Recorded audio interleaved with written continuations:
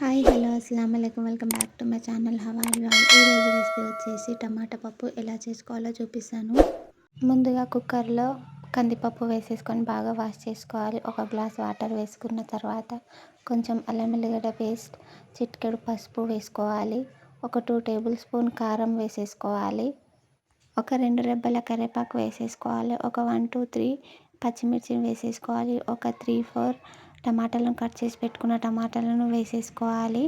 Stove పై కుక్కర్ని పెట్టేసుకొని cooker మూత పెట్టాలి. ఒక 5 to 6 విజిల్ వచ్చేలా కుక్ చేసేసుకోవాలి. ఒక 5 to 6 విజిల్స్ వచ్చాక పప్పు ఇలా ఉడికింది చూశాక ఒక నిమ్మకాయ సైజంత చింతపండుని ముందుగా నానబెట్టేసుకొని ఉంచుకోవాలి. ఇలా చింతపండు గుజ్జు రసంని ముందుగా తయారు చేసి పెట్టుకున్న పప్పులో వేసేసుకొని బాగా కలుపుకోవాలి. ఇలా కలుపుకున్న తర్వాత పప్పుని మొత్తం మరో బౌల్లోకి తీసేసుకోవాలి.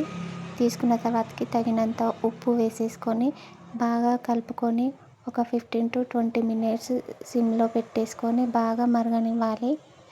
ఇలా మరిగాక మరొక కడాయిలో తాలింపు వేసేసుకోవాలి. తాలింపు వేసుకున్న దాన్ని పప్పులో వేసేసుకుంటే టమాటా పప్పు రెడీ. Thank you for